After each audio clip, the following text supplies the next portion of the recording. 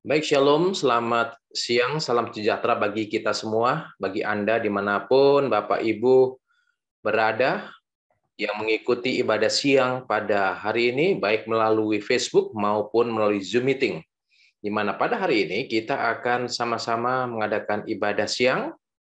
Kita akan belajar sekolah sahabat kita yang akan dipandu oleh hamba Tuhan Pendeta Devi Politon. Dan jika ada pertanyaan berkaitan dengan pelajaran kita, baik Bapak Ibu yang ada di Facebook boleh menulis di kolom komentar. Sedangkan Bapak Ibu yang mengikuti melalui Zoom Meeting boleh menulis di ruang chat dan nanti narasumber kita akan menjawab setiap pertanyaan yang masuk. Baik, untuk itu kita akan awali pertemuan kita, ibadah kita dengan sebuah lagu pujian.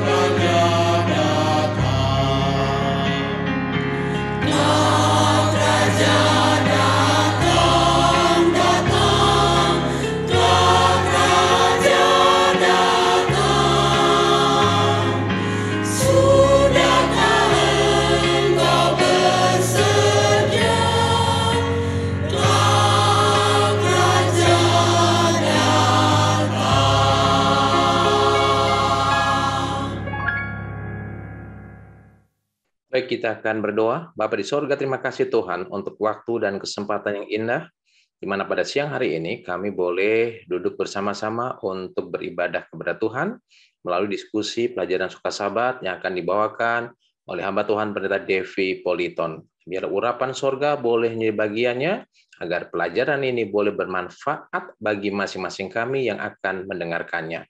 Demikian juga ketika kami akan melayangkan doa-doa persatuan, biar Tuhan juga akan mendengar dan menjawab setiap seru doa kami. Tuhan di sorga berkati perangkat yang kami gunakan, biar semua ini boleh berjalan dengan baik. Berkati juga semua yang hadir pada siang hari ini, baik melalui Facebook maupun melalui Zoom Meeting, agar kami semua terberkati melalui ibadah pada saat ini. Terima kasih Bapak untuk semua kebaikan dan kemurahan Tuhan. Dengarlah doa kami ini di dalam nama Tuhan Yesus. Kami persembahkan doa ini. Amin. Baik, sebelum hamba Tuhan yang akan memandu dan membagikan pelajaran sekolah sahabat kita pada hari ini, tanggal 29 Desember, dengan judul Maju Bersama, kita akan terlebih dahulu mendengarkan lagu tema kita, I Will Go.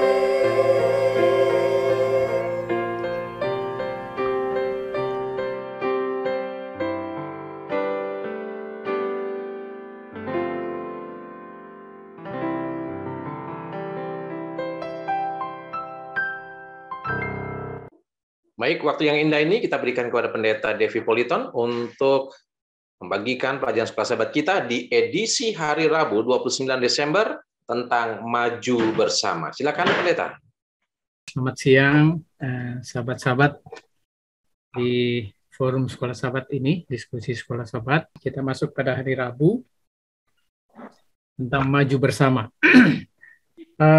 Mungkin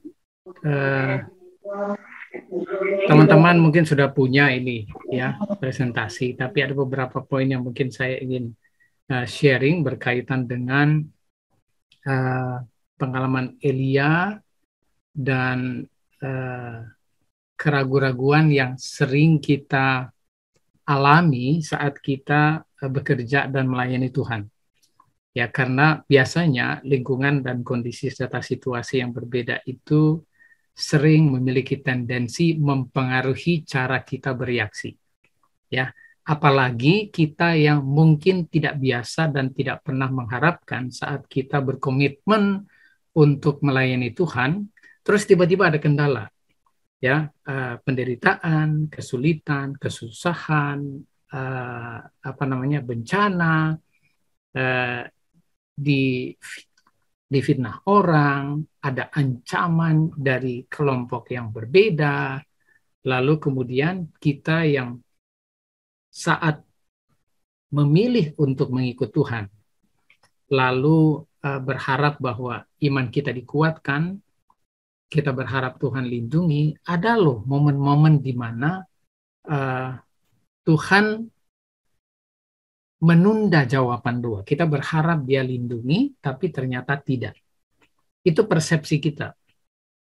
Ya, sehingga peristiwa-peristiwa di momen-momen tertentu dari orang-orang beriman di zaman dahulu, para reformator, kalau melihat kesaksian hidup mereka, rasanya kita mencoba membayangkan bisa nggak kita di tempat itu, rasanya sulit ya. Ya. Dibakar, ditaruh di lapangan besar, kemudian tinggal menunggu singa-singa dan lain sebagainya. Di pelajaran hari Rabu, ya, di pelajaran sebelumnya itu ada judul rasa tidak enak, rasa tidak nyaman. Hari Senin ada perjuangan yang harus kita gumuli. Ini buku konsep bahwa membangun iman itu memang harus dilakukan secara pribadi. Terlepas dari pertemuan ibadah apapun, kecilkah, besarkah, sedangkah, Bible study-kah, kelompok kecilkah, pertemuan doa-kah, dan lain sebagainya. Semua pertemuan-pertemuan tersebut, kalau kontennya adalah mencoba membawa Anda lebih berakar pada kasih Tuhan, iman Anda bertumbuh, maka itu fungsi dan manfaatnya adalah untuk Anda pribadi. Ya, tidak untuk istilahnya mengcover supaya kelihatan kita beribadah rutin dan lain sebagainya. Bahkan dalam setiap pertemuan ibadah, kalau kita tidak menggali lebih dalam makna pertemuan tersebut, lalu menolong kita mengukuhkan kita punya keyakinan, lalu menegaskan tentang janji-janji Tuhan, terlepas dari ada peristiwa dan momen tertentu, Tuhan mungkin izinkan sesuatu terjadi supaya kita bertambah bergantung kepada Tuhan, bertambah sabar dan sebagainya, maka seharusnya kita tidak komplain, tidak mengeluh, ya. Tapi sering kita dapati orang-orang beriman zaman dulu juga begitu, bisa takut, merasa sendiri, padahal janji Tuhan ya, kita tahu bahwa Tuhan itu ada di mana-mana, omnipresence. Bahkan saat fisiknya tidak kelihatan, keyakinan itu tersimpan di kita punya pikiran, bahwa He is always there. Tapi tendensi manusia setelah jatuh ke dalam dosa, ada campuran konsep, pola pikir. Meskipun kita tahu dalam pikiran kita bahwa Allah itu selalu hadir, tetapi kita manusia ini sering terobsesi atau terganggu dengan situasi dan kondisi. Lihatlah pengalaman Elia, sampai dia merasa sendiri. Semua sudah dibunuh, tinggal saya nih sendiri yang berjuang. Ya, lalu dia harus menyendiri, lari, melihat pengalaman sebelumnya, meskipun sudah kelihatan bukti bahwa pihak Allah yang menang, dan di pihak dia juga sudah dibuktikan keyakinan bahwa Allah di pihak dia, tapi pengalaman-pengalaman seperti demikian tidak selalu terjadi ya untuk beberapa orang. Nah, cara kita menjaga konsistensi iman itu adalah tidak perlu sih membandingkan pengalaman Elia apakah harus kita alami, Elisa harus kita alami, Musa harus kita alami, karena Tuhan mengizinkan semua peristiwa yang berbeda terjadi dalam ruang lingkup yang juga bervariasi. Tiap orang akan bergumul dalam konteks kehidupannya sendiri, ya. Jadi tidak usah iri kalau misalnya pertumbuhan iman seseorang itu jalannya dengan konsep mungkin tidak terlalu menderita seperti yang Anda lalui, ya. Itu mereka punya bagian Anda dan saya mungkin bisa saya berbeda, tapi tujuannya tetap satu. Semua itu diizinkan supaya Anda dan saya menumbuhkan keyakinan, ketergantungan kita kepada Tuhan lebih kuat. Kenapa? Lihatlah di pelajaran ini, ya, apa yang Tuhan lakukan untuk memulihkan iman Elia. Waktu itu saya belum pernah dengar kesaksian beberapa misionaris kalau hal ini bisa terjadi. Saya membayangkan saat diungkapkan begini, tiba-tiba ada malaikat muncul, baru ada kendi air, ada roti bakar, ya. Itu kayak menonton film fiction, ya, yang tiba-tiba muncul lewat 3 dimensi atau lewat ultra light yang muncul tiba-tiba, ada makanan, ya, ada benda-benda, ya, orang pikir mungkin dalam konsep transport lewat signal kah itu, lewat cahaya kah itu, dan lain sebagainya. Mengharapkan itu terjadi dalam zaman sekarang, kita nggak tahu pasti, tapi Tuhan bekerja itu luar biasa. Terlepas dari dia bisa lakukan hal tersebut di zaman Elia ke Anda dan saya di situasi yang mungkin berbeda, who knows, gitu ya. Kalaupun tidak, jangan sampai iman Anda juga jadi lemah. Oleh karena kenapa peristiwa Elia tidak bisa terjadi terhadap saya? Pas kekurangan makanan, tidak ada minuman, dan lain sebagainya, akhirnya mati di tempat. Belum selesai tugas dan pelayanan.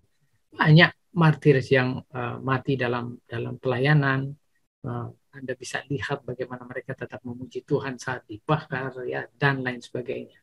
Nah, menarik di sini karena kesaksian ini seharusnya menumbuhkan kita punya iman dan kepercayaan bahwa Allah selalu provide, ya.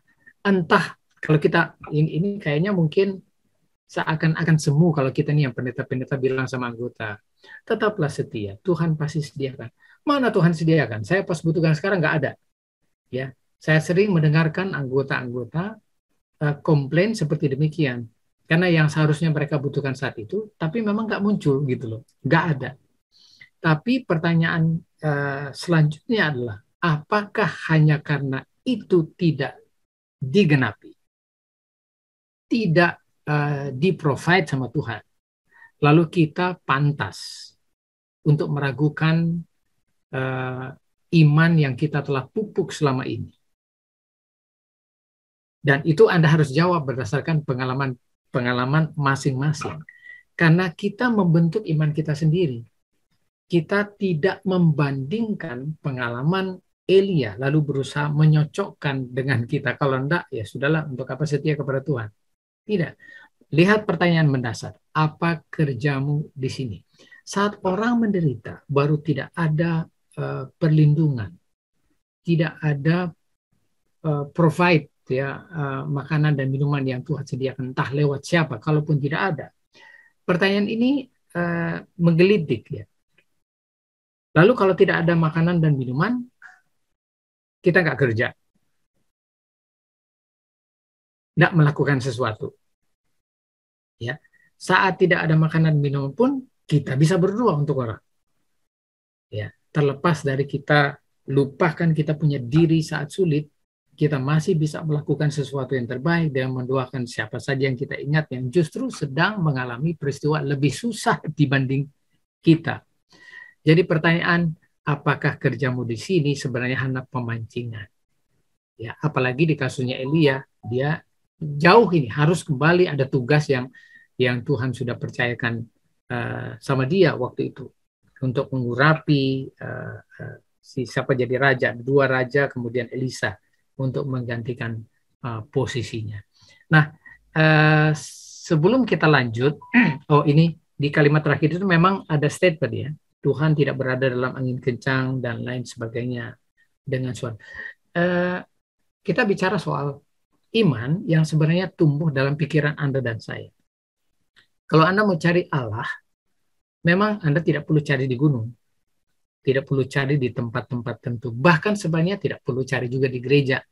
Kalau kita bicara secara literal, ya, karena Allah itu tinggal dalam hati Anda. Kalau Anda mau cari dia, Anda bisa bermeditasi, berdoa, berkomunikasi dengan dia secara pribadi. Ya, tapi jangan sampai ada statement bertanya bilang begini, kalau gitu nggak perlulah ke gereja. Kita kan mau ke gereja mau cari Tuhan. Itu bisa benar dan bisa juga dipahami seperti begini. Anda jangan membatasi keberadaan Allah hanya dalam sebuah bangunan. Tapi bukan berarti Anda tidak pergi ke tempat ibadah. Ya, Anda bisa lihat di porsi pemahaman yang berbeda karena Anda akan kontradiksi dengan apa yang disarankan di Ibrani 10 ayat 25 nanti. Tapi sebelum itu kita lanjut, saya ingin memberikan sebuah hasil riset berkaitan dengan apa yang saya ungkapkan. Di dalam otak Anda itu, pelajaran pengetahuan iman yang sudah terbentuk itu sebenarnya masuk di dalam otak Anda, bukan? Ya, jadi tunggu, saya hidupkan dulu ini sesuatu. Coba Anda perhatikan ini. As our brain got bigger, so it perfected one rather special trick. It learned to make order out of chaos, putting things into categories. Coffee with caffeine and coffee without, Kenyan or Colombian. It's no accident that this is how we organize our daily life. I'll take a couple of those, please. Thank you. We came to classify things this way so that we could cope with the complexity of nature. To survive, we had to learn which plants were poisonous and which we could eat, to know which animals would make a good meal and which were likely to make a meal of us. Animals do this to some extent, but the human brain excelled at it. Oke, itu video klip itu hanya menjelaskan tentang cara kerja otak Anda yang punya fungsi memberikan klasifikasi dan kategori. Saat Anda mengenal Yesus dan belajar memperdalam pengetahuan Anda tentang Allah, otak Anda itu menyimpan banyak informasi. Anda baca Alkitab mulai dari Perjanjian Lama sampai Perjanjian Baru, Anda tahu pengalaman bangsa Israel, Anda lihat perkumpulan umat Tuhan, Anda bayangkan bagaimana Tuhan memimpin bangsa Israel, sampai bagaimana membayangkan pengalaman Yesus, dan lain sebagainya, sampai janjinya untuk datang kembali. Anda perhatikan bahwa informasi yang Anda simpan di dalam otak itu tergantung Anda memberikan kategori di mana. Ya, kalau Anda menjalani momen-momen tertentu di mana Anda sedang susah, difitnah orang dan sebagainya, Anda harus ingat kembali janji-janji yang Anda sudah klasifikasikan akan membantu Anda untuk bersabar. Terus bergantung kepada Tuhan, ingat bagaimana kita diajarkan untuk mengampuni, lalu bahkan mendoakan musuh kita. Cara kita merespon berdasarkan klasifikasi ini memang sudah begitu cara kerja otak menolong kita untuk kategori mana yang baik, mana yang tidak. Bagaimana cara kita merespon terhadap peristiwa yang sulit, bagaimana cara kita merespon terhadap peristiwa yang mengancam kita. Ini memang sudah tugas otak kita. Nah, saya berikan tambahan klip berikutnya. Anda perhatikan. So, it's teams of neurons acting in unison that give us all our skills. Each team, based in a particular region of the brain, takes on a different responsibility. From our most advanced human abilities such as language and memory to the more basic ones like movement.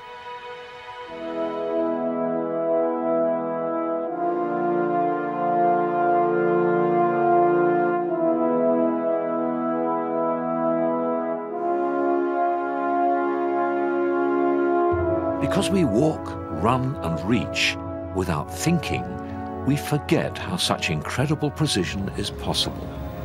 To see just how much brain effort is required, look what happens when we're plunged into a totally new environment. Okay, there we go. Okay. Astronauts have to learn to move from scratch when they enter a world without gravity. The reason why we're able to learn new tasks and carry them out automatically lies here. It's a part of the brain called the cerebellum, or little brain, because it sticks out right at the base of the brain proper. Here are stored the practice movements we all learn, be it riding a bike, playing the piano, or even fixing a satellite. Oke, Anda perhatikan. Cerebellum itu tempat menyimpan semua kegiatan, aktivitas yang Anda sudah biasakan. Ya, bagaimana saya menghubungkan ini dengan pelajaran hari Rabu dengan judul Maju Bersama yang dikaitkan dengan bagaimana nasihat Ibrani untuk menolong Anda mengingat apa yang sudah Anda pelajari, lalu melakukannya dalam konteks pengulangan sehingga ini membentuk Anda menjadi figur dan individu yang akan terbiasa dengan apapun yang nanti akan Anda alami kemudian yang mungkin bisa lebih besar.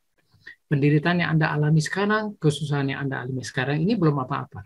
Tapi kalau cara Anda merespon lalu menyimpannya dan mengantisipasinya supaya Anda tidak jatuh di ujian dan pencobaan yang lebih besar di kemudian hari, justru ini akan membentuk Anda punya iman. Anda jadi terbiasa. Jadi cerebellum itu menyimpan semua informasi saat Anda berhasil melalui penderitaan sebelumnya. Saat Anda berhasil mengatasi pencobaan di masa yang lampau. itu tersimpan dan menolong Anda untuk di-recall nanti saat Anda menghadapi mungkin dalam konteks yang sama, tapi mungkin bisa lebih besar. Sehingga kita jadi terbiasa untuk melakukannya. Kita lihat klip terakhir ya. Marsha Ivins is one such astronaut. Talk about seeing the world. She's been on 4 shuttle missions and orbited the planet 683 times. Learning to deal with the absence of gravity takes a little bit of getting used to. We are used to walking from place to place when we go someplace, and you don't walk, you float or fly. So when I want to go from here to across the room or across the cabin, I will push off with my hand or my feet. If I push off too hard, I smash into the wall. If I don't push off in the right direction, I miss the wall. And if I don't push off hard enough, I don't quite get to the wall. So that takes a little bit of getting used to. Oke. Bahasa terakhir, bahasa Inggris terakhir. Getting used to. Ya, kebiasaan. Ini astronot, mereka harus belajar terus-menerus supaya mereka terbiasa.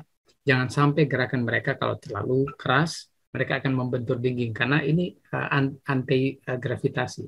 Kalau mereka terlalu lemah, maka mereka tidak sampai tujuan. Kalau saya mau terapkan ini dalam konsep perjalanan iman yang diekspos oleh Ibrani, lalu konteks judul kita hari ini adalah maju bersama. Apa kaitannya? Tiap individu itu memang harus punya kebiasaan yang pada prinsipnya kalau kita mau klasifikasi dalam kelompok umat Tuhan harus seragam, harus sinkron. Cara Anda bereaksi dan merespon dalam perjalanan iman itu sudah harus dibiasakan. Jadi Anda bisa tahu, kalau saya lupa, saya bisa tidak jujur. Kalau saya abaikan, maka iman saya bisa lemah. Jadi ada tindakan-tindakan tertentu yang dianjurkan oleh Rasul Paulus untuk selalu konsisten dilakukan setiap orang. Kenapa? Karena kalau secara bersama ini dilakukan, Anda bisa bayangkan, kalau misalnya cuma saya sendiri, saya konsisten dengan kesetiaan saya. Semua aspek-aspek daripada karakteristik seorang pengikut Tuhan dan murid Kristus itu kita lakukan. Kita ramah, kita murah hati, ya, kemudian memperhatikan sesama, ya, melayani mereka, lalu meringankan beban mereka. Kemudian iman kita pupuk secara individu dan bahkan secara bersama supaya kita tidak terbawa arus, tidak sesat. Karena kalau ini kan biasa pendeta-pendeta worry, takut ada orang menyampaikan ajaran salah. Nah, terus anggota yang dipaparkan itu karena tidak berakar, gampang aja terbawa arus. Kenapa? Karena secara unison, secara unity, tidak dilakukan proses pendalaman dan pemuritan yang mendalam. Kalau cuma kita saja mungkin kita bisa aman. Tapi yang lain kalau tidak dilakukan secara bersama, mereka bisa jadi bertendensi untuk disesatkan. Lalu jangan pernah ada hati yang jahat. Jangan memiliki hati yang jahat. Kenapa? Karena memang otak itu harus dipurify. Kalau Anda sudah kenal Yesus, maka manusia lama itu harus hilang. Yang baru harus konsisten hidup. Jadi bukan lagi daging yang muncul, tapi roh yang terus-menerus. Dan ini akan menolong tiap individu secara bersama bertumbuh dalam pemahaman tentang iman. Ya, kehadiran yang konsisten dalam pertemuan ibadah bukan cuma regular hadir ya, tapi kehadiran itu digunakan semaksimal mungkin untuk memupuk iman, ketergantungan, dan pengharapan. Jadi saling menyemangati, saling membangkitkan kasih, pekerjaan baik, meninggikan Yesus, jangan meninggikan diri, dan lain sebagainya, itu akan menolong umat Tuhan untuk bisa berjalan bersama dan menghadapi semua tantangan yang ada di depan mereka secara bersama. Kalau secara individu udah kuat, apalagi secara kelompok. Ya, jadi maju bersama melakukan semua konsep ini, saya jaminlah tidak ada orang yang akan tersesat, tidak ada orang yang akan komplain, secara kelompok mereka akan tetap selalu memuji Tuhan. Jadi terbayang saya jemaat mula-mula di Kisah pasal 2 kalau itu dilakukan secara unity. Mungkin ini saja yang saya bisa sampaikan. Terima kasih Pendeta James. Semoga Tuhan memberkati kita. Baik, terima kasih Pendeta Devi yang sudah menjabarkan pelajaran sekolah sahabat kita pada siang hari ini. Kiranya ini boleh menjadi berkat bagi masing-masing kita sekalian. Baik, sudah ada pertanyaan ini dari Ibu Elvira Dumais. Jadi Bapak Ibu yang ingin bertanya, silakan tulis di ruang komentar ataupun tulis di ruang chat, dan nanti narasumber kita akan menjawab setiap pertanyaan yang masuk. Baik, ini pertanyaan dari Ibu Elvira dikatakan demikian. Pastor Devi, apa yang dapat kita lakukan agar kita jangan sampai terbawa arus dan melupakan pelayanan pekerjaannya yang sebenarnya? Terima kasih. Silakan, Pendeta. Saya mungkin bisa berikan ilustrasi ini. Papa saya adalah kapten kapal. Jadi waktu beliau kepala cabang Pelni, saya selalu dijelaskan dan diceritakan tentang pengalaman beliau saat menakodahi kapal dan membawa beberapa produk dan barang, lalu melewati teluk-teluk ya yang kesannya bertendensi untuk bisa nabrak karang dan lain sebagainya, atau saat mereka menghadapi badai di laut dan lain sebagainya. Ya, kalau kita ingat ini tentang kapal-kapal begini, maka kita ingat ada satu jangkar. Ya. Kalau Anda lihat jangkar itu biasa kalau mau tidak terbawa arus itu kapal, ya, maka harus dibuang either 1, 2, 3, atau 4. Biasanya ada di belakang 2, ada di depan 2, kiri kanan. Ya, itu memberikan ilustrasi bahwa kalau Anda dan saya tidak ingin terbawa arus dengan berbagai macam pengajaran, maka Anda harus berakar, dan berakarnya itu harus jauh ke dalam gitu, masuk ke dalam. Pohon-pohon yang akarnya mungkin terlalu di atas, layer di tanah itu nggak terlalu ke dalam, cenderung kalau ada badai itu biasanya akan limbung. Jadi karena nggak agak pegangan ya di dalam tanah. Sama ini gambaran simbolik untuk kita agar supaya kita tidak terbawa arus. Bahkan tidak terbawa arus dengan konsep-konsep worldly perspektif dalam konsep-konsep teologi dan lain sebagainya. Kita punya tanggung jawab pribadi untuk belajar sendiri. Apa perlu pendeta kalau Anda belajar sendiri, baru Roh Suci akan menolong Anda memberikan hikmat untuk mengerti? Mungkin tidak perlu. Tapi kita bisa membutuhkan pendeta saat beliau, mereka-mereka ini ada di sekitar kita, lalu kita tidak punya kesempatan untuk belajar seperti mereka belajar, kita bisa mendapatkan pengetahuan yang mereka bisa sharing. Itu pun saya perlu amarkan, Anda tetap harus menyelidikinya secara pribadi. Karena kalau hanya bergantung kepada pendeta, baru tiba-tiba yang pendeta ajarkan bertolak belakang, karena kita tidak pernah cek, tidak pernah teliti benar apa enggak, maka kita justru bisa terbawa arus, bahkan dengan orang-orang yang bergelut di teologi. Ya, masih ingat ungkapan Rasul Paulus waktu mengingatkan kita tentang orang-orang di Berea. Ya, mereka itu menyelidiki firman Tuhan setiap hari dan mengujinya kalau sampai ada yang benar dan ada yang salah, supaya mereka bisa tahu membedakan. Jadi pertanyaan ini ya saya bisa jawab dengan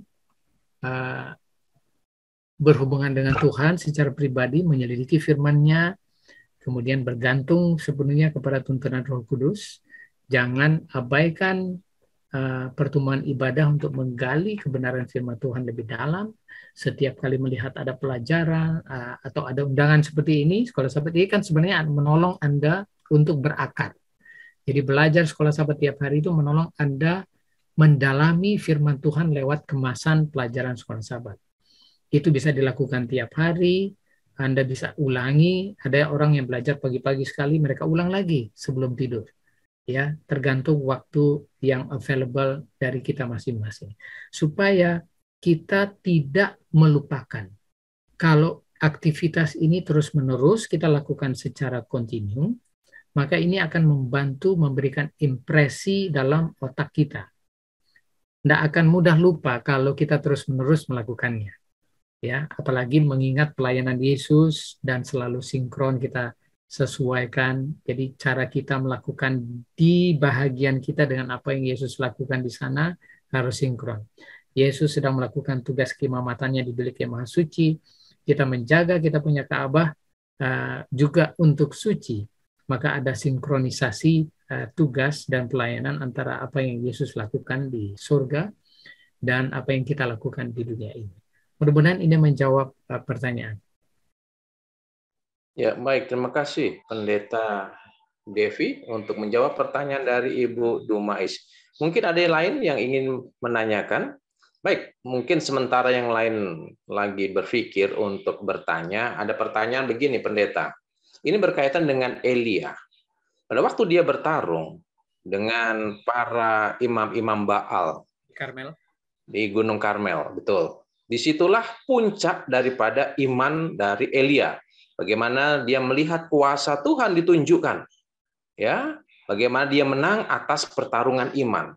Namun setelah itu dia lari, dia bersembunyi, ya, bahkan dia mau bunuh diri, ya kan? Lebih baik aku mati saja.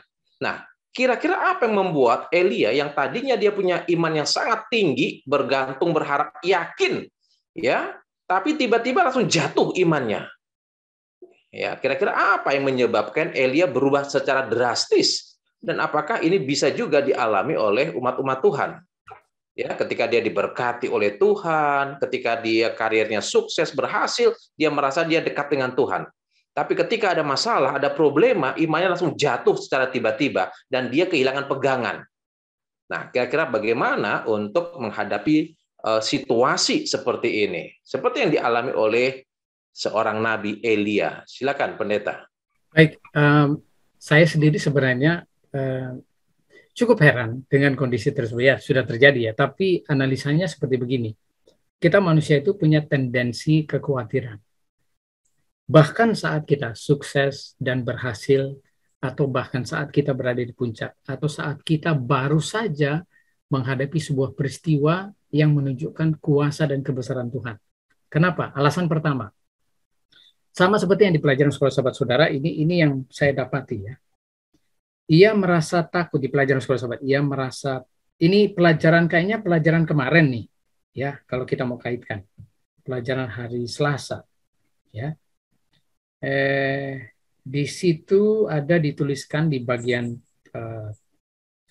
paragraf 1, 2, 3, 4 ya, setelah pertanyaan apa yang terjadi kepada Elia. Ia merasa takut bahwa reformasi yang dimulai dari Karmel tidak akan tahan lama dan rasa was-was memenuhi dirinya.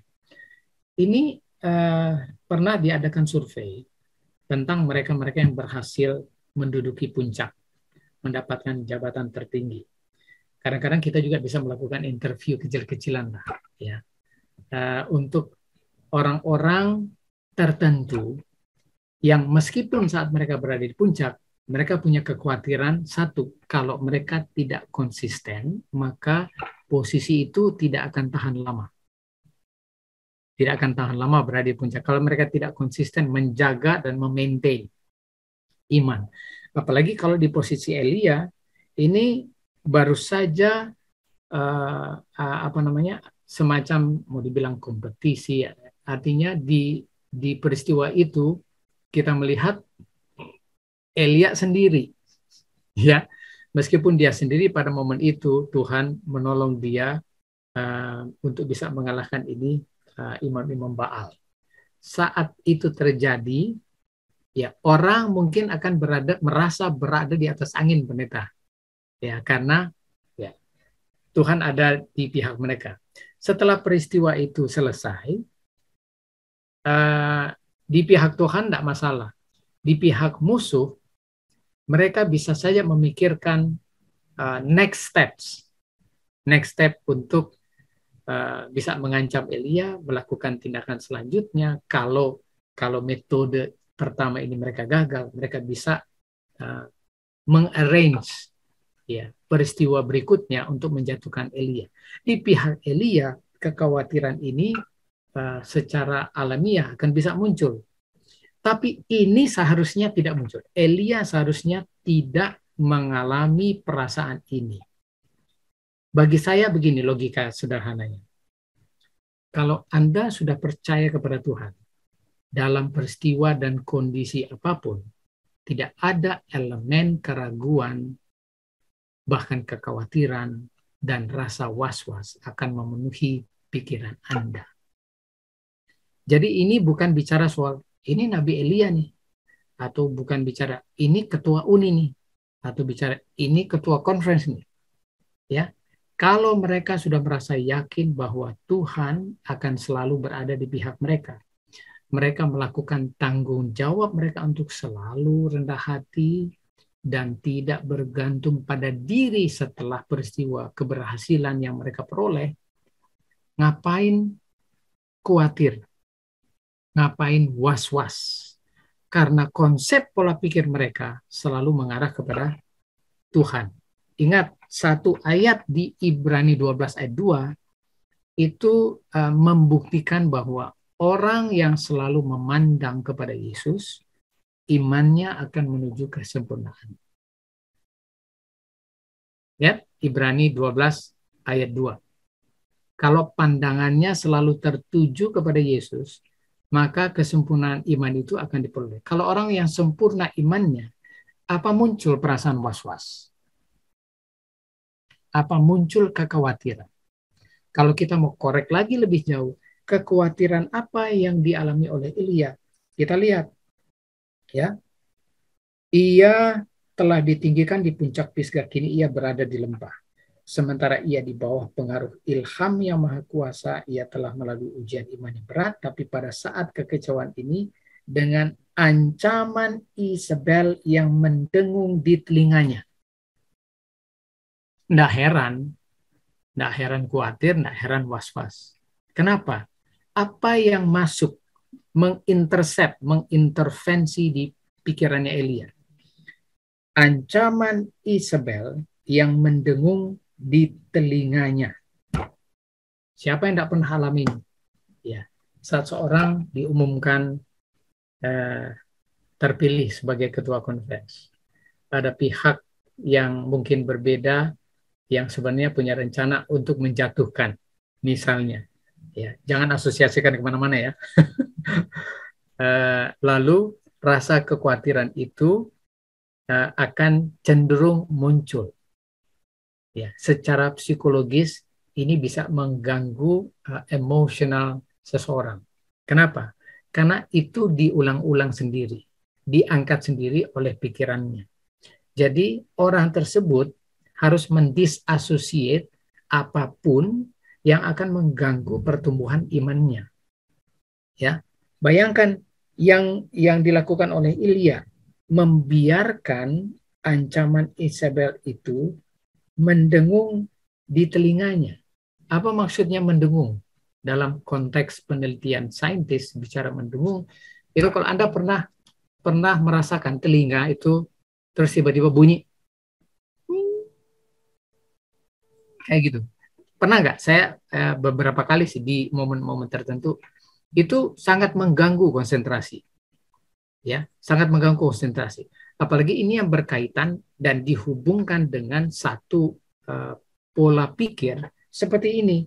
Ada orang mengancam, ada orang isu, ada rumor bahwa dia akan dibunuh, dia akan disakiti, keluarganya akan diancam, dan lain sebagainya.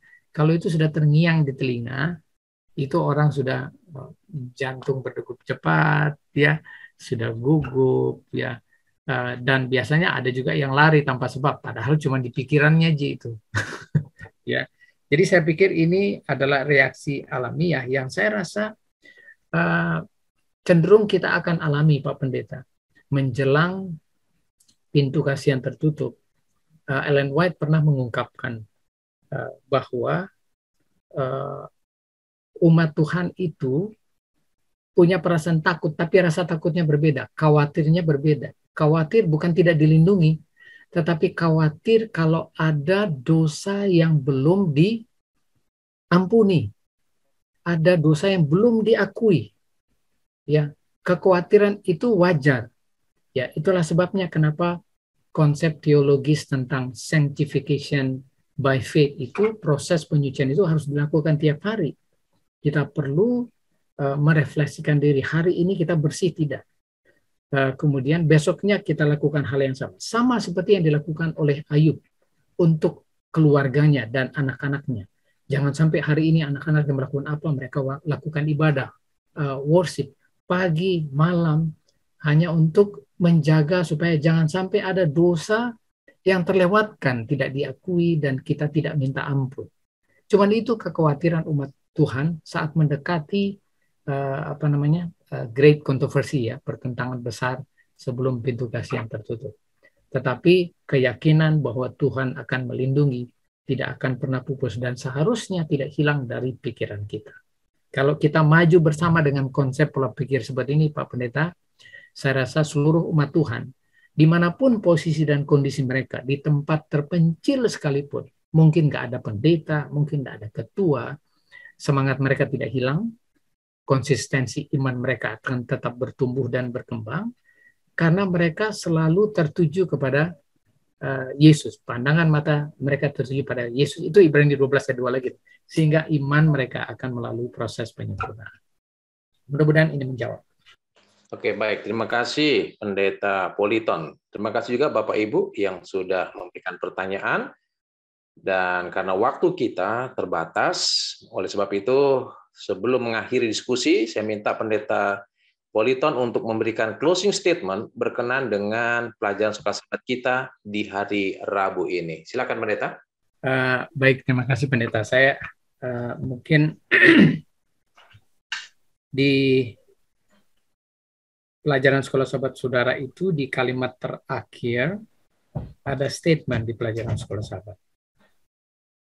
Ya, lalu kemudian menyinggung Ibrani pasal 8 ayat 1 dan 2 serta Ibrani 12 ayat 1 sampai 4. Saya tidak punya kalimat lain sih. Kalau bahasa saya mungkin bisa saja ada indikasi input dari firman Tuhan, tapi saya lebih menganjurkan saudara membaca Ibrani 8 ayat 1 dan 2 serta Ibrani 12 ayat 1 sampai 4. Lalu di Sekolah Sahabat itu mungkin saya hanya baca Rasul Paulus menyarankan agar mereka maju bersama, saling menyemangati dan membangkitkan kasih dan pekerjaan baik, lalu meninggikan Yesus dan pelayannya di tempat kudus surgawi demi mereka. Ini maksudnya luas sekali. Fokusnya adalah Anda dan saya. Ya, kalau Anda lebih banyak membicarakan kelemahan iman, membicarakan tentang isu yang akhirnya membuka perdebatan panjang tanpa solusi. Gantinya Anda lakukan ini, akan lebih bagus Anda memberikan semangat kepada sesama saudara, ya, kemudian melakukan pelayanan kasih semaksimal mungkin terhadap orang-orang di luar sana. Kita sibuk bicarakan segala macam, padahal ada kesempatan kita melayani orang, akhirnya jadi tidak. Kalau kita lakukan ini bersama, bisa bayangkan berapa banyak dampak dari pelayanan kita kepada orang lain di luar sana. Ya, semoga ini akan menolong kita, karena saat kita melakukan ini kepada orang lain, kita pun sebenarnya sedang dibangun. Ya, boleh direfleksilah itu tadi yang saya bilang, Ibrani 8 ayat 1 dan 2, Ibrani 12 ayat 1 sampai 4. Ya, jangan ragu, jangan gundah, jangan susah karena penderitaan yang mungkin nanti akan Anda alami, karena Tuhan tidak pernah tinggal diam. Ya, saya tidak pernah meragukan, bahkan dalam kondisi sulit sekalipun, meskipun mungkin ya kita harus berkorban. Ya, saya tidak mau keyakinan iman saya ini luluh hanya karena peristiwa-peristiwa buruk yang terjadi yang Tuhan izinkan. Ya, itu bukan apa-apa lah dibanding kemuliaan yang akan kita peroleh. Jadi tetap setia dalam komunitas kita, saling mendukung satu sama lain, ya, diikat kayak sapu lidi supaya kita bisa melakukannya bersama. Semoga Tuhan memberkati. Baik, terima kasih Pendeta Politon yang sudah memberikan materi pelajaran sekolah sahabat kita pada siang hari ini, luar biasa. Terima kasih. Selanjutnya kita akan dengarkan lagu pujian sebagai lagu penutup, dan nanti doa penutup dilayangkan oleh Pendeta Devi Politon.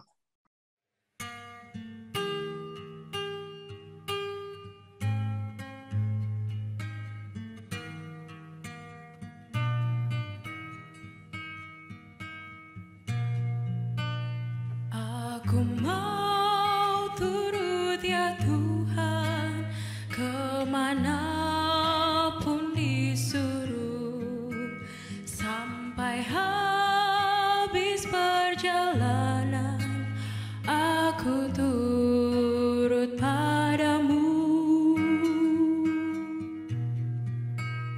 Meskipun jalanku sukar, berduri dan berbatu, aku tak akan kesasar karena turut padamu. Aku mau turut ya Tuhan, darah-Mu selamatkanku, meski dunia menyangkalkan aku turut padamu. Meski ombak sungai Yordan sangat deras dan keruh, itu pun Engkau lalukan, aku turut padamu.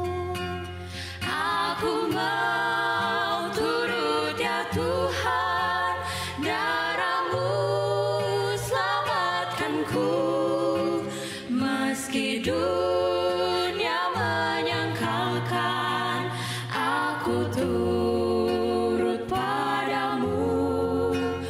Aku mau turut ya Tuhan, darah-Mu selamatkanku, meski dunia menyangkalkan aku turut padamu. Meski dunia menyangkalkan aku turut padamu.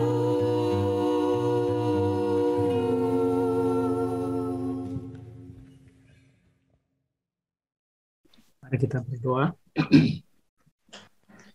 Allah Bapa yang bertahta dalam kerajaan surga, di akhir pertemuan kami pada siang hari ini, hamba memohon berkat khusus untuk semua yang hadir di platform Zoom ini, untuk rumah tangga, anak-anak yang Tuhan percayakan, pekerjaan dan pelayanan yang mereka terlibat, dan biarlah kesetiaan Tuhan anugerahkan saat melalui banyak hal yang mungkin tidak mereka harapkan terjadi.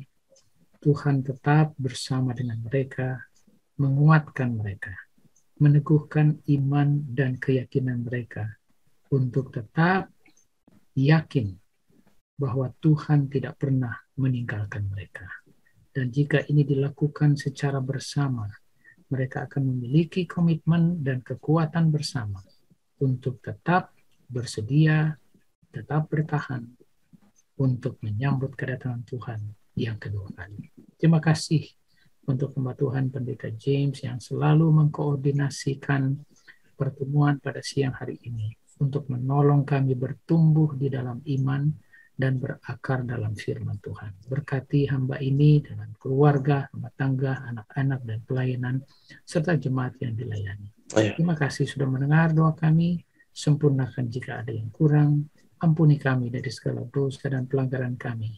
Di dalam nama Yesus kami sudah berdoa dan mengucap syukur. Amin. Selamat malam, selamat bertemu kembali dengan kami Jemaat Fisdak dimanapun kita berada pada saat ini. Terima kasih selalu bergabung bersama-sama dengan kami Jemaat Fisdak dalam mengikuti acara atau program Sekolah Sahabat kita pada saat ini. Kita akan segera mulaikan acara kita. Saya mengucapkan selamat bertemu kembali kepada kita yang ada di Zoom ini, baik yang ada di Amerika maupun yang ada di Indonesia. Saya mengucapkan selamat bertemu kembali pada pelajaran Sekolah Sahabat kita. Pada hari ini, kita mempelajari pelajaran hari Selasa, dan kita di Indonesia sudah hari Rabu pagi. Pelajaran kita pada hari Selasa ini, dalam bahasa Indonesia, diberi judul Rasa Tidak Enak. Kemarin kita membahas mengenai perjuangan. Ya. Tentu dalam perjuangan itu kita memiliki asuransi atau jaminan bahwa Yesus akan membantu kita. Tapi pertanyaannya adalah, apa kita selalu bahagia dengan kesetiaan itu? Ya, ada beberapa poin dalam perjalanan hidup kita. Kesetiaan itu ditantang, terus-menerus, tidak berhenti.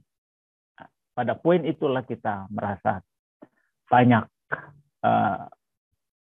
perasaan tidak bahagia, tidak enak. Nah, kira-kira itu isi dari pelajaran ini. Sebelum kita pergi ke ayat-ayat sebagai ayat referensi pada pelajaran hari Selasa, saya melanjutkan perkenalan kembali.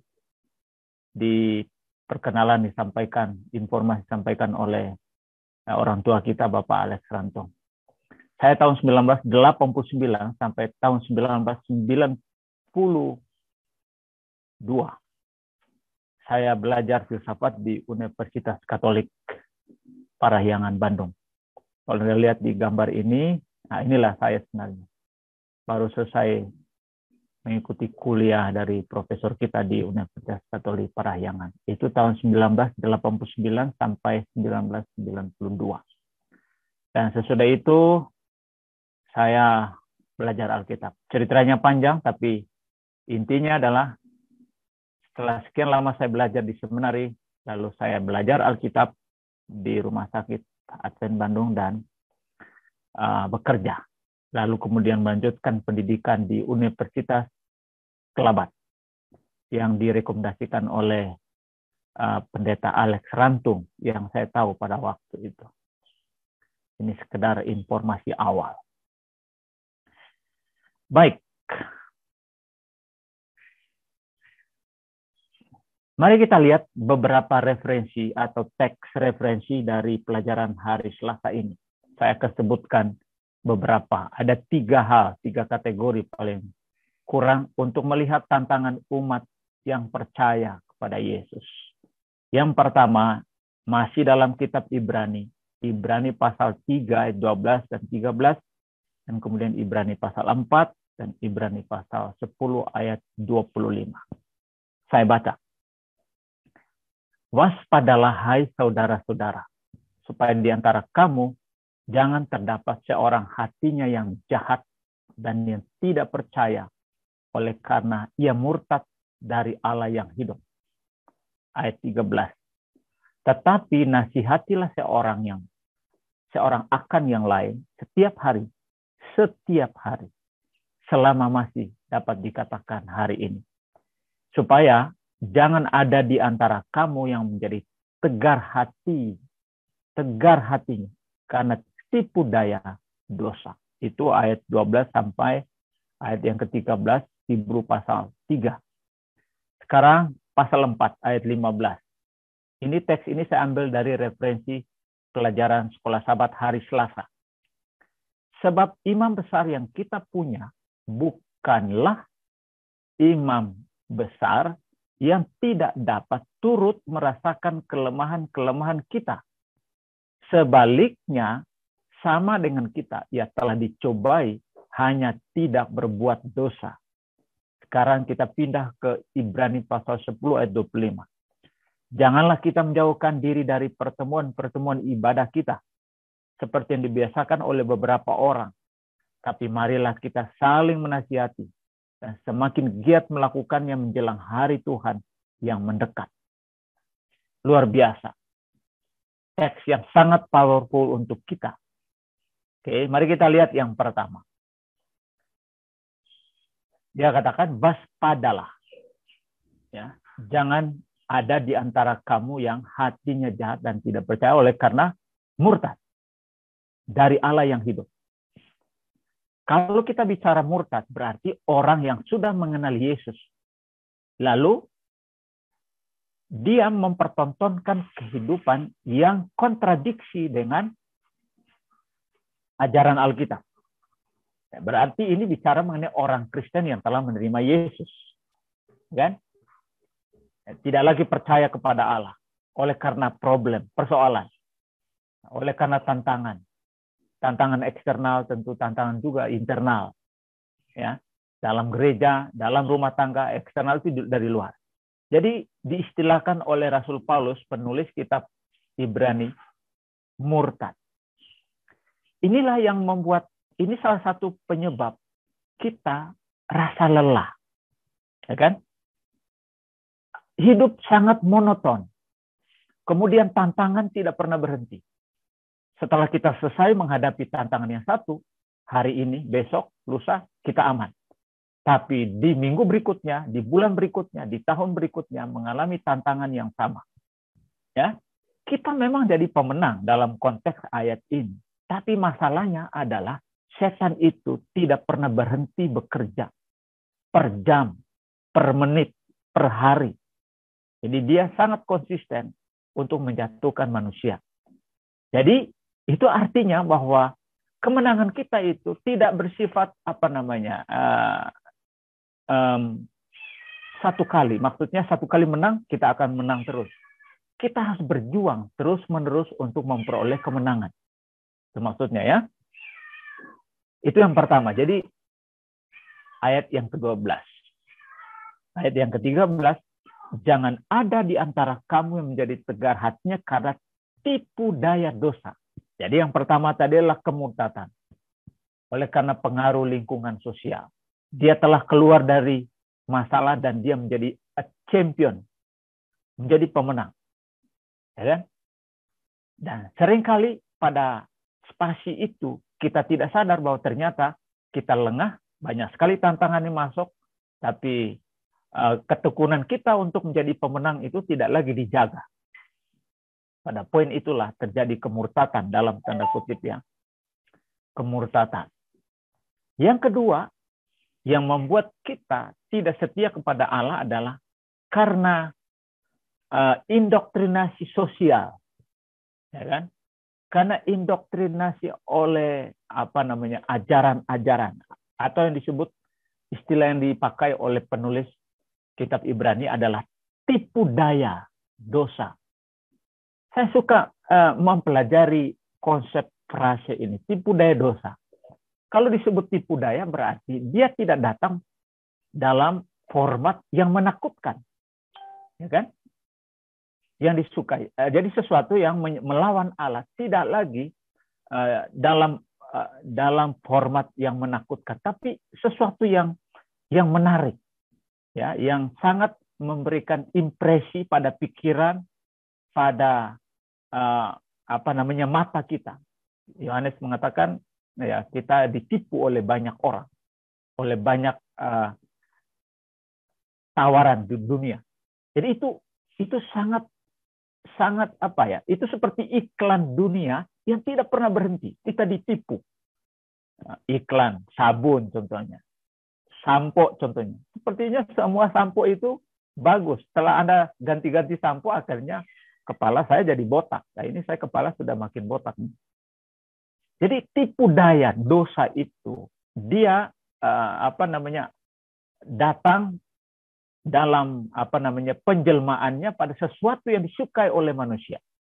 Jadi inilah yang membuat kita tidak enak, capek, lelah.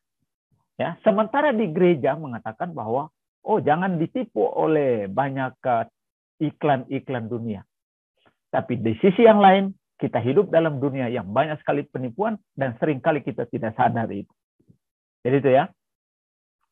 Di ayat 12 dan 13 pasal 3. Lalu kita lompat ke ayat 25 pasal 10. Janganlah kita menjauhkan diri dari pertemuan-pertemuan ibadah kita. Perhatikan, istilah murtad. Istilah murtad. Karena tipu daya dosa. Produk dari itu semua adalah kita berusaha untuk withdraw. Mengundurkan diri dari pertemuan-pertemuan ibadah kita. Kemarin saya hitung ada 22 di sini. Saya tidak tahu berapa orang di live stream. Ya, dan saya harus memberikan apresiasi. Program ini sangat bagus. Sangat bagus. Saya bilang sama Pendeta Stephen. Sangat bagus ini program ini. Menguatkan iman umat Allah. Jadi janganlah kita menjauhkan diri dari pertemuan-pertemuan ibadah kita. Memang dalam jangka pendek, sepertinya kita tidak memiliki buah dari pertemuan kita. Tapi jangan lupa, buah itu selalu muncul sesudah dipelihara bertahun-tahun. Pohon kan? Pohon mangga tidak mungkin tanam hari ini, besok buah. Nanti dipetik buahnya setelah bertahun-tahun. Jadi, sistem koneksi saya dengan Tuhan itu tidak boleh berhenti. Baik dalam doa pribadi, maupun di dalam pertemuan kolektif umat Allah di gereja. Baik pada pertemuan seperti ini, Rabu malam, Vesper, maupun hari Sabat. Ya. Jangan oleh karena ada masalah antara saya dan si A dan si B, saya mau menjauhkan diri dari pertemuan ibadah. Kata Paulus, seperti yang dibiasakan oleh beberapa orang. Tapi marilah kita saling menasihati, semakin giat melakukannya menjelang hari Tuhan yang mendekat. Wow. Ini sangat memberikan encouragement untuk kita semua ya. Hari Tuhan itu sudah lama, sudah dekat. Jadi kalau kita menjauhkan diri dari pertemuan ibadah, itu adalah sebuah reduksi atau apa ya, menurunkan nilai yang diberikan oleh Tuhan kepada saya, yang kita bicarakan kemarin, jubah putih kita, iman kita, ya kan? Sekarang kita pergi ke ayat 15, dan ini adalah kesimpulan dari 2 ayat yang kita sudah baca sebelumnya. Imam besar kita yang kita punya bukanlah imam besar yang tidak dapat turut merasakan kelemahan-kelemahan kita. Wow, hebat sekali ya, imam besar kita ini. Sebaliknya, sama dengan kita. Ketika frase ini menunjukkan bahwa imam besar itu merasakan kesulitan-kesulitan kita, pada level ini, kita sama dengan Yesus. Dia mendapat cobaan. Perbedaannya adalah frase terakhir di ayat yang ke-15 di Hebrew pasal 4. Tidak berbuat dosa. Yesus menjadi pemenang dan tidak pernah berbuat dosa. Kita pernah jadi pemenang? Pernah. Berapa kali? Bisa lebih dari 1, 2, 3, dan bisa kita list kita menjadi pemenang. Tapi apakah sesudah jadi pemenang kita berbuat dosa? Iya. Itulah faktor pembeda antara saya dengan Yesus. Pada poin itulah kita membutuhkan dependensi, ketergantungan kita kepada Allah. Ketergantungan itu mencegah saya jadi murtad. Ketergantungan itu membuat saya mengerti, melihat bahwa ternyata di dunia ini banyak sekali kebohongan, tipu daya dosa di ayat yang ke-13 tadi. Ini adalah poin pertama, tantangan umat percaya yang membuat kita tidak enak, tidak sedap. Jadi saya mau bilang bahwa menjadi umat Tuhan itu kita membutuhkan kuasa untuk menjadi seorang pemenang. Tetapi menjadi seorang pemenang tidak selalu enak. Ada tekanan, ada konsistensi. Kalau tidak kita konsisten, kita jadi pemenang dan tidak konsisten untuk memelihara sebagai seorang pemenang, kita akan menjadi seorang yang kalah dalam peperangan. Ya? Bacaan kita pagi hari ini, hari Rabu di Indonesia luar biasa. Ini adalah poin pertama, tantangan umat Allah yang membuat kita merasa tidak enak. Yang kedua, Ibrani pasal 13 ayat 1-9. Saya paraphrase di sini dan saya hanya highlight hal-hal yang penting. Saya baca. Sebab itu kuatkanlah tangan yang lemah dan lutut yang goyah, dan luruskanlah jalan bagi kakimu, sehingga yang pincang jangan terpelosok, tapi menjadi sembuh. Jangan lupa memberi tumpangan. Ingatlah orang-orang hukuman yang diperlakukan sewenang-wenang. Hendaklah kamu penuh hormat terhadap perkawinan. Jangan menjadi hamba uang. Ingatlah pemimpin yang telah menyampaikan firman dan perhatikan hidup mereka. Jangan disesatkan oleh ajaran asing. Bapak Ibu sekalian, seorang pemenang itu baik. Yesus mengatakan, menjadi pemenang tidak hanya untuk diri sendiri. Kemarin saya singgung bahwa ada implikasi sosial bagi orang Kristen yang menjadi pemenang karena percaya kepada Yesus. Implikasi sosial itu dicatat oleh penulis Hebrew dalam Hebrew pasal 13 ayat 1 sampai 19. Ayat 1 sampai 9.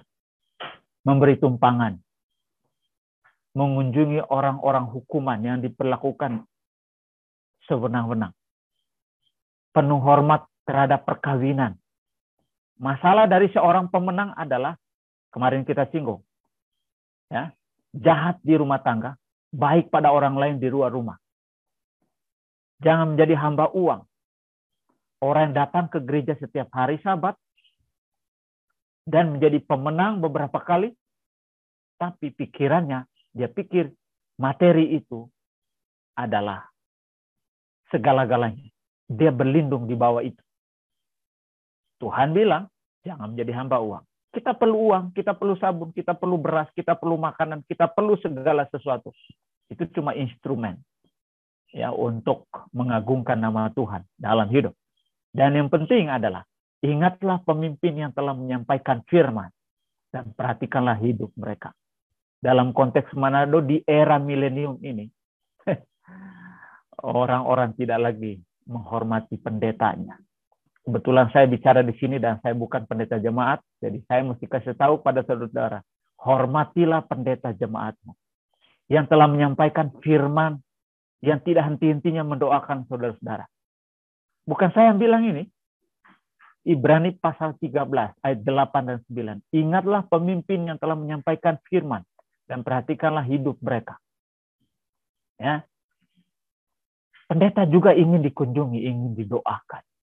Jangan disesatkan oleh ajaran asing. Ini adalah daftar yang menjadi kelemahan seseorang ketika dia menjadi seorang pemenang. Ngapain kita kunjungi orang susah. Lalu kemudian ngapain kita sibuk-sibuk mengurus orang-orang berkekurangan di jalanan atau di desa. Ya. Ya. Itu problem kita. Ya. Pendeta kan orang rohani. Dia tidak perlu doa kita. Kira-kira gitu. Nah, itu kelemahan kita pada daftar yang disampaikan oleh penulis Ibrani pasal 13 ini. Kenapa ini penting? Kalau kita membuat flashback dalam buku Yeremia, saya tulis di sana Yeremia pasal 7 ayat 1 sampai 7. Siapa orang Israel pada zaman Yeremia? Mereka yang setia pada Sabat. Mereka yang setia mengembalikan perpuluhan. Ketika Yeremia mengatakan, kalau kamu tidak memperbaiki tingkah lakumu, kamu akan dibawa ke pembuangan Babel. Lalu mereka bilang, mana mungkin kami dibuang ke Babel. This is the temple of the Lord. The temple of the Lord. 3 kali sebutkan, the temple of the Lord. Lalu Yeremia katakan, jangan percaya pada kata-kata dusta. Apa arti dusta dalam konteks ini? Dusta dalam konteks ini adalah kehidupan yang paradoks. Apa itu paradoks? Apa yang dia ucapkan tidak sesuai dengan apa yang dia hidupkan. Itu paradoks namanya. Ya? Dan ini, istilah dusta ini bukan hanya terjadi pada zaman Yeremia, tapi juga pada zaman Kristen modern. Ya? Nah, karena kehidupan paradoks inilah membuat Israel dibawa ke pembuangan sesudah zaman Yeremia. Kalau Anda baca seluruh kitab Yeremia. Dibawa ke pembuangan. Mereka menjadi pemenang? Ya. Mereka setia dalam ibadah-ibadah, pertemuan-pertemuan rutin? Iya. Mengembalikan perpuluhan, apalagi. Persembahan, mereka setia. Tapi kelakuan mereka mengabaikan aspek sosial dari agama. Aspek sosial dari nilai yang diajarkan oleh Tuhan. Nah, ini adalah sebuah tantangan bagi kita semua. Ternyata menjadi umat Tuhan itu susah kalau kita tidak bergantung pada Tuhan. Tapi jadi ringan, semua ini yang didaftar di sini akan menjadi ringan ketika kita ada di tangan Tuhan. Itulah tantangan umat yang percaya pada teks referensi yang disampaikan dalam penulis Sekolah Sabat ini untuk hari Selasa. Yang ketiga, Ibrani pasal 13 ayat 10 sampai 13. Kami mempunyai suatu mesbah, dan orang-orang yang melayani kemah tidak boleh makan dari apa yang di dalamnya. Karena tubuh binatang-binatang yang darahnya dibawa masuk ke tempat kudus oleh imam besar sebagai korban penghapus dosa dibakar di luar perkemahan. Ayat 12.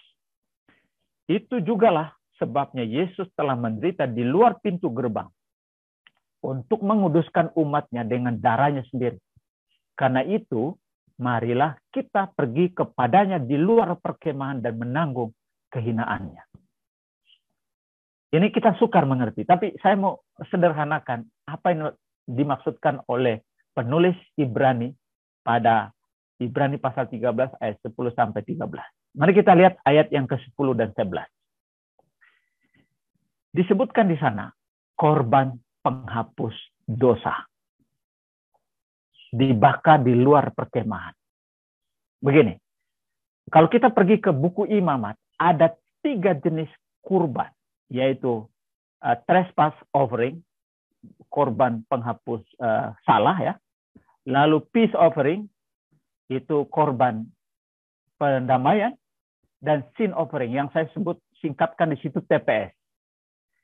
3 jenis korban ini jika disampaikan pada hari Grafirat, ya, hari Grafirat, dagingnya itu tidak ada bagian dari daging yang dikorbankan dari 3 jenis korban ini untuk imam. Tidak ada. Ya. Jadi begitu korban penghapus dosa, dan disebutkan sini korban penghapus dosa. Korban penghapus dosa tidak ada untuk imam, tidak ada untuk Lewi. Itu harus dibakar semuanya. Nah, kemudian kita kembali ke ayat yang ke-10. Kita mempunyai satu mesbah. Nah, mesbah yang ditunjukkan di sini adalah mesbah kurban bakaran yang ada di pelataran bait suci, di mana orang-orang Israel pada waktu pembukaan pagi hari, semua orang Israel yang memiliki dosa datang ke mesbah dengan membawa binatang kurban, dan di atas mesbah inilah kurban itu dibunuh, disembelih. Oke, jadi mohon ini dicatat ya. Semoga penjelasan saya ini sederhana ini bisa dimengerti.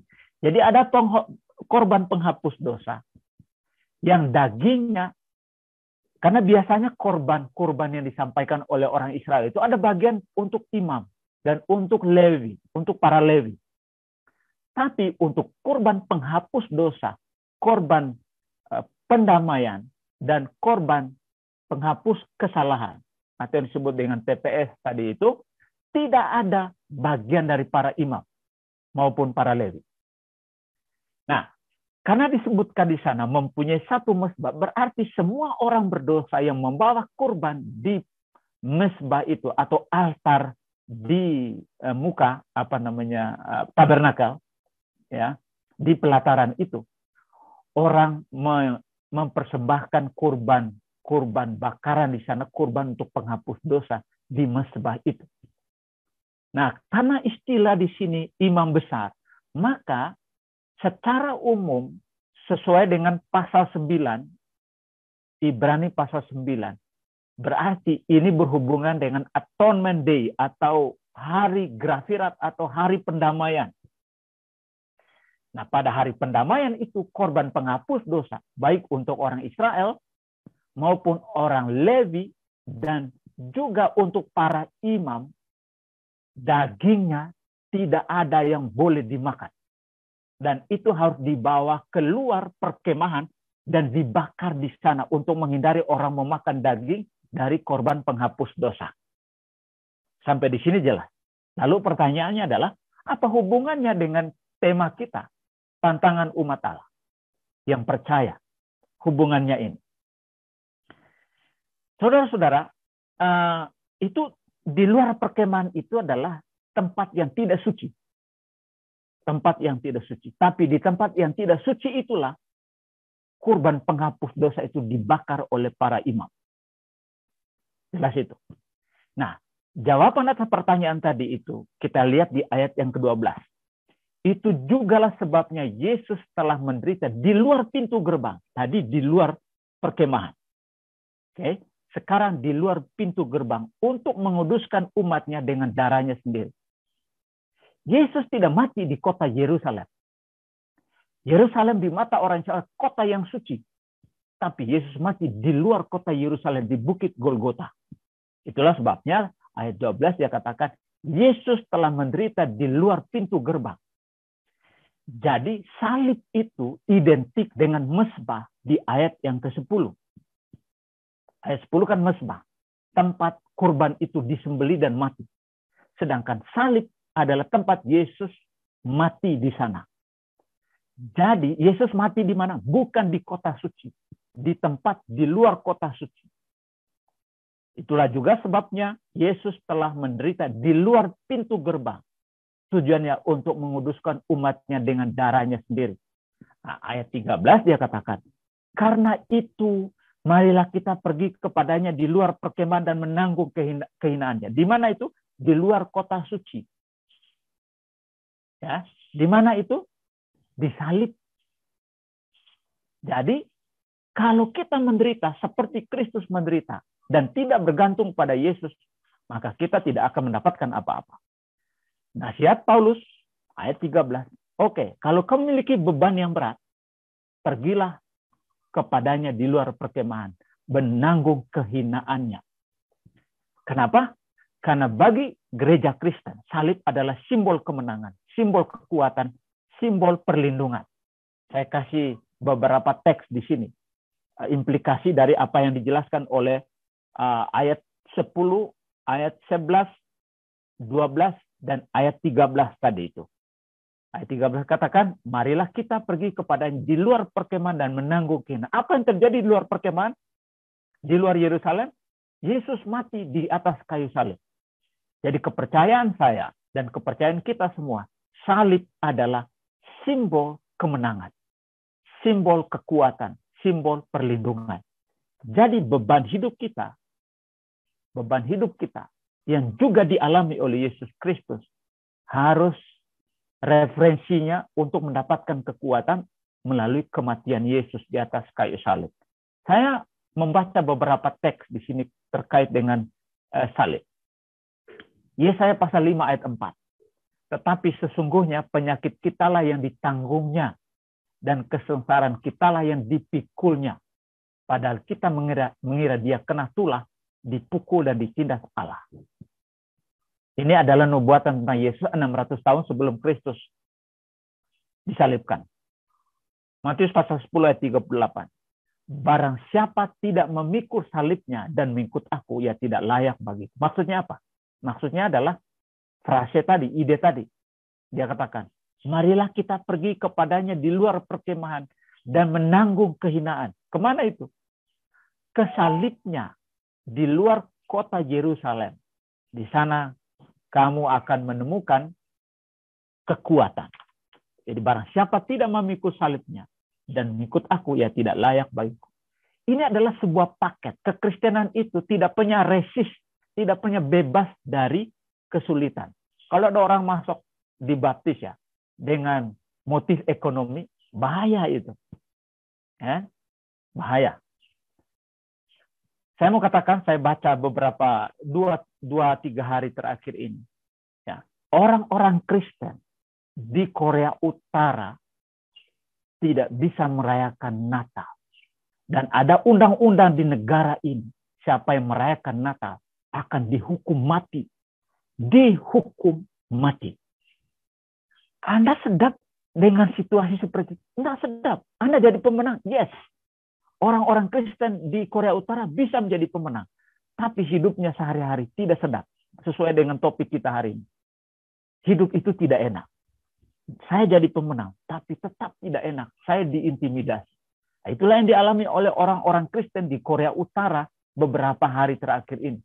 Jika mereka merayakan Natal, taruhannya adalah nyawa. Wah, lebih baik mereka tutup pintu dan berdoa, pasang lilin, selesai. Oke. 3. Dalam Lukas pasal 9 ayat 23 sama dengan Markus pasal 8 ayat 34. Setiap orang yang mau mengikuti aku, ia harus menyangkal dirinya, memikul salibnya setiap hari. Setiap hari. Dan mengikuti aku. Jadi capek enggak kita memikul salib tiap hari? Ya capek. Sedap? Enggak sedap memang. Karena tiap hari, kalau sekali seminggu bolehlah. Artinya apa? Cobaan itu selalu datang tiap hari. Itu artinya, hidup kita ini tanpa Yesus, we are loser. Kita ini orang yang kalah. Itulah sebabnya kita harus berjaga-jaga seperti 5 gadis yang bijak. Siang dan malam tetap menyalakan lampu, menantikan sang juru selamat mempelai pria itu. Hebrew pasal 12 ayat 2. Marilah kita melakukannya dengan mata yang tertuju kepada Yesus yang memimpin kita dalam iman dan yang membawa iman kita kepada kesempurnaan. Perhatikan sekarang kalimat terakhir. Dengan mengabaikan kehinaan, tekun memikul salib, ganti sukacita yang disediakan bagi kita. Yang sekarang duduk di sebelah kanan takhta Allah. Bayangkan, mengabaikan kehinaan. Tekun, jadi dia tidak peduli dengan orang punya hina, cercaan, ya, tantangan fisik, tantangan mental. Tapi tekun memikul salib, ganti sukacita yang disediakan bagi kita. Nah, ini yang saya mau tekankan dari ayat yang kita baca tadi itu mengenai korban penghapus dosa dibakar di luar perkemahan. Poinnya adalah kita harus selalu pergi kepada Yesus sebagai orang yang telah dikorbankan. Sebagai oknum Allah yang telah mengorbankan dirinya. Karena disitulah kita menemukan kekuatan. Satu lagu di lagu Sion kan, di bawah salib Yesus. Ya, kita menemukan kekuatan. Itu lagu itu saya rasa lagu penyerahan bagi orang-orang Kristen. Satu lagi referensi yang disampaikan oleh penulis Sekolah Sabat, yaitu 1 Raja-Raja 19:1-4. Kita tahu nih kisah ini ya. Elia, ya, dia sudah menang melawan apa itu? Nabi-nabi palsu, tapi kemudian dia merasa nothing. Dia lemah. Kemudian dia pergi melarikan diri dari Tuhan. Sama dengan Rut. Ya kan? Rut pasal 1 Anda baca pasal 1 ayat 13.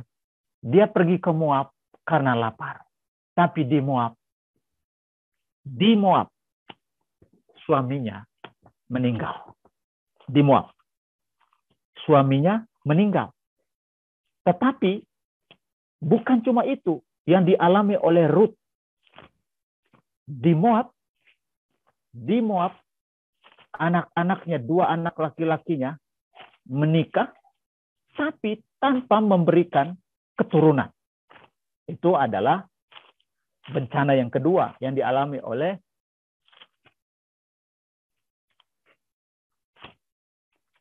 kita lihat dulu Rut ya, Naomi. Dan yang ketiga yang dialami oleh Naomi adalah kedua anaknya juga mati. 3 tantangan. Dia orang setia. Naomi ini dengan suaminya yang sudah meninggal. Naomi ini terkenal orang yang sangat setia kepada Tuhan. Tapi pada poin ini dia merasa down. Coba Anda perhatikan apa yang dikatakan di ayat yang ke-13. Naomi yang setia ini, dia katakan, memang aku mendapat belas kasihan daripadamu, ya Tuanku. Oh sorry, Rut pasal 1 maksud saya, Rut pasal 1 ayat 13. Masakan kamu menanti sampai mereka dewasa? Masakan karena itu kamu harus menahan diri dan tidak bersuami?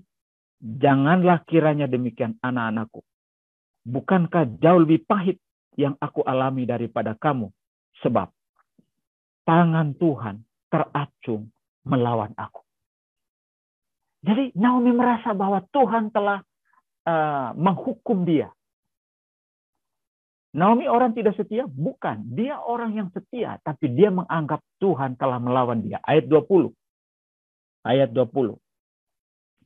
Tetapi ia berkata kepada mereka, jangan sebut aku Naomi, sebut aku Mara. Sebab yang Maha Kuasa telah melakukan banyak yang pahit kepadaku. Jadi dari Naomi menjadi Mara, artinya pahit. Dia mengalami kepahitan hidup. Dengan tangan yang penuh aku pergi. Tapi dengan tangan yang kosong Tuhan memulangkan aku. Mengapa kamu menyebut aku Naomi? Karena Tuhan telah naik saksi menantang aku. Dan yang Maha Kuasa mendatangkan malapetaka kepada aku. Jadi Naomi ini adalah potret awal bagaimana orang setia itu pada poin tertentu merasa bahwa dia ditinggalkan oleh Tuhan. Demikian juga Elia. Ya, Elia telah membunuh semua nabi dengan pedang. Ya, tapi karena ancaman dari Isabel, ya, maka ia takut di ayat yang ketiga dan menyelamatkan nyawanya ke Berseba. Ayat 4. Ia sendiri masuk ke padang gurun sehari perjalanan jauhnya. Lalu ia duduk di bawah pohon ara. Kemudian ia ingin mati, katanya. Cukuplah itu. Sekarang ya Tuhan, ambillah nyawaku, sebab aku ini tidak lebih baik daripada nenek moyangku. Ini adalah reaksi seorang manusia yang setia kepada Allah dan yang merasa bahwa dia tidak layak lagi di hadapan Tuhan, sama dengan Naomi tadi. Apakah kita berada pada level ini? Yes. Pengalaman kita selalu berada pada level level Naomi dan level Elia. Itulah sebabnya judulnya rasa tidak enak. Menjadi tidak setia, tidak bahagia. Menjadi setia selalu kita berperang melawan perasaan kita, melawan keraguan kita. Saudara-saudaraku sekalian, panggilan untuk kita pagi ini adalah ini. Matius 11 ayat 28 sampai 30. Marilah kepadaku semua yang letih lesu dan berbeban berat. Aku akan memberikan kelegaan kepadamu. Pikulah kuk yang kupasang dan belajarlah padaku. Karena aku lemah lembut dan rendah hati dan jiwamu mendapat ketenangan. Sebab kuk yang kupasang itu enak dan bebanku pun ringan. Saya suka statement dari Yesus ini. Yesus langsung mengatakan statement ini. Mari kepadaku. Itu kalimat perintah. Ayat 29, pikulah kuk. Jadi waktu dia katakan marilah kepadaku, kita datang kepada dia. Dan di tangannya dia bilang pikul kuk yang kupasang. Jadi kita memikul kuk, kita memikul beban berat, berada di tangan Yesus. Beda halnya kalau kita memikul kuk di luar tangan Yesus, di luar kuasa Yesus.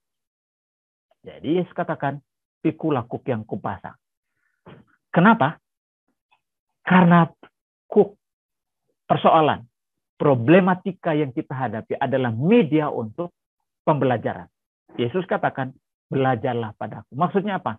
Belajar untuk bergantung kepada Yesus setiap hari. Saya percaya yang hadir di Zoom ini maupun yang menonton secara live stream sudah ada di tangan Yesus. Seringkali kita tidak sadar itu. Seakan-akan kita belajar memikul kuk itu di luar Yesus. Enggak. Yesus katakan, kamu sekarang ada di area demarkasi saya. Kalau kamu memikul kuk itu, pastikan itu tidak terlalu sukar. Pastikan kuk persoalan itu menjadi tempat untuk belajar bergantung kepada Tuhan. Hal yang pertama-tama perlu dipelajari, yang tidak dipelajari di dunia akademik manapun adalah belajar padaku karena aku lemah lembut, rendah hati, dan jiwamu mendapatkan ketenangan. Perkelahian untuk mendapatkan kekayaan, kita memiliki kebahagiaan temporeri. Tapi perjuangan untuk mengalahkan diri sendiri, untuk memperoleh kelemah lembutan rendah hati, itulah kebahagiaan yang genuine. Lalu ayat 30, Yesus katakan, sebab kuk yang kupasang itu enak, dan bebanku pun ringan. Luar biasa. Inilah janji Yesus untuk kita semua. Saya mau kisahkan kisah yang terakhir. Kalau kita bicara mengenai Winston Churchill itu, dia adalah former Prime Minister dari kerajaan Inggris. Tahun kekuasaannya kurang lebih 5 tahun. Ini kisahnya salah satu kisah yang saya baca. Suatu kali dia mengadakan wawancara penting di gedung BBC London. Lalu kemudian dia pergi ke sana naik taksi. Pergi ke wawancara cuma 30 menit. Ya. Karena ini orang sangat terkenal. Dia adalah orator ulung.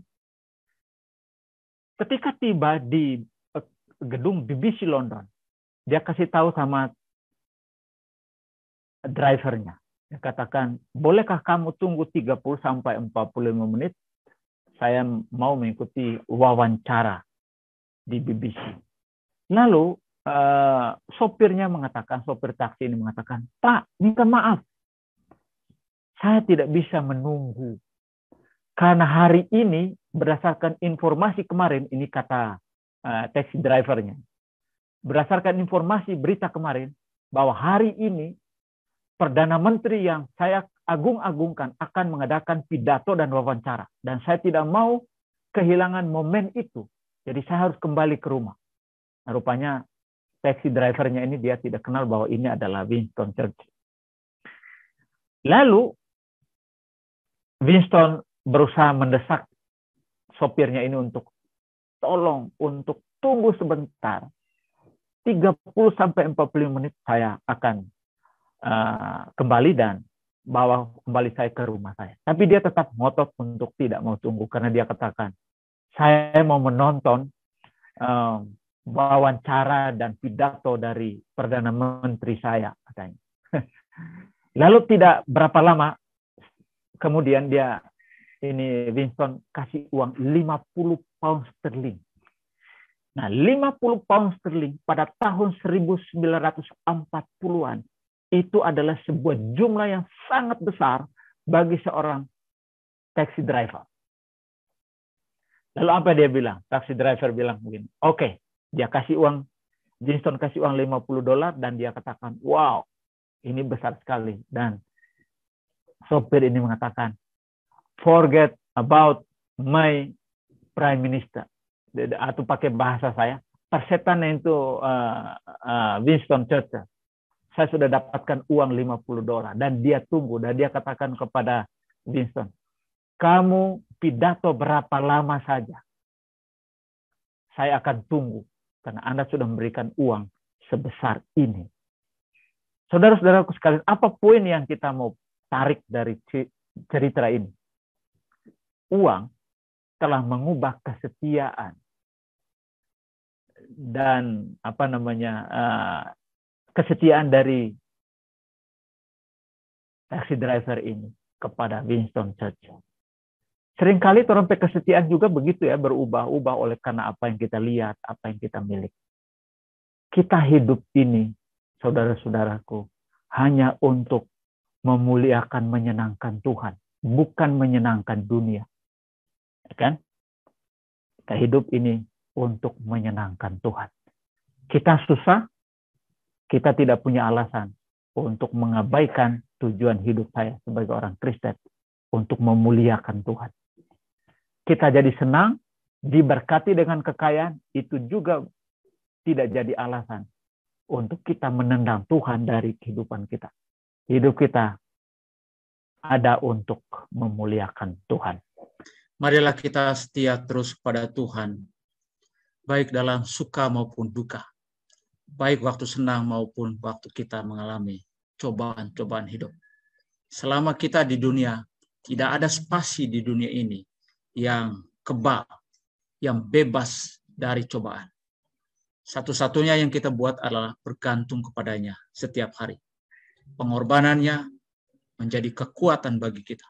Kematiannya di kayu salib memberikan asuransi kekal terhadap kita semua. Semoga Tuhan memberkati kita. Amin.